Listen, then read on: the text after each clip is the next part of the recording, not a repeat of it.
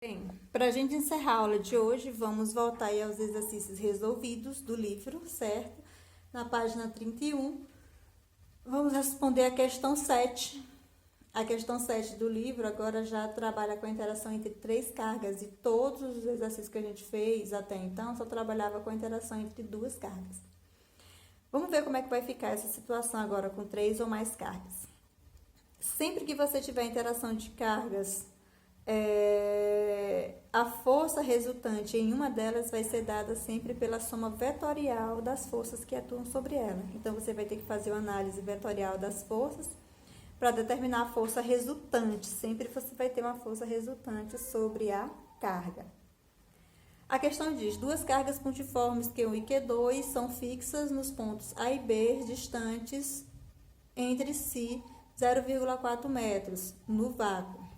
Sendo Q1 igual a 2 vezes 10 elevado a menos 6 coulombs, Q2 igual a 8 vezes 10 elevado a menos 6 coulombs e a constante eletrostática 9 vezes 10 elevado a 9 newton vezes metro quadrado por coulomb ao quadrado, determine a intensidade da força elétrica resultante sobre uma carga Q3. Agora, nós temos uma carga Q3 de menos 3 vezes 10 elevado a menos 6 coulomb, colocada a 0,1 metro de A.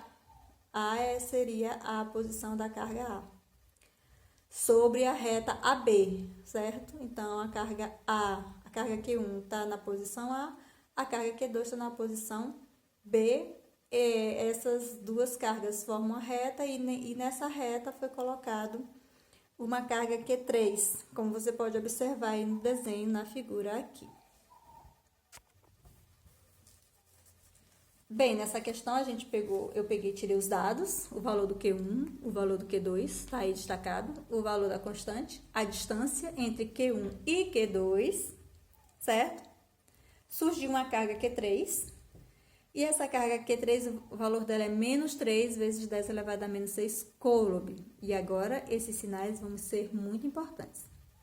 E essa carga Q3 vai ficar a uma distância de A, da carga Q1 no caso, a uma distância de 0,1 metro da carga Q1.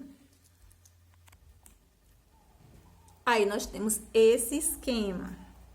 Aqui eu tenho a carga Q1 e aqui vai ser o ponto A. Aqui eu tenho a carga Q2 e aqui é o ponto B. Entre esses pontos eu posso traçar uma reta, certo? A carga Q1 é positiva, a carga Q2 é positiva. Entre elas eu vou colocar a carga Q3, certo? Mas é em qualquer lugar no meio? Não. É a 0,1 metro da carga Q1, que estava no ponto A. Então, eu determino aqui essa distância, que é 0,1, e eu vou botar aqui esta carga Q3, que é negativa, certo? Logo, a distância entre Q3 e Q2 vai ser 0,4, que era a distância total, menos 0,1, que vai dar 0,3. Essas distâncias aqui é que vão ser importantes para mim. Certo? Agora eu faço o estudo da força entre elas. Para fazer o estudo da força entre elas, eu vou esquecer uma das cargas primeiro, certo? Por exemplo, eu vou esquecer essa carga. Vou analisar só essas duas primeiro. Q1 e Q3. Sinais contrários. A força é de atração, então Q1 vai atrair o Q3. E tá aqui o vetor força em rosa, certo? A força, o vetor força, que eu chamei de F13, que é a força que a carga 1 exerce sobre a carga 3, certo? Então, tá aqui, ó, a força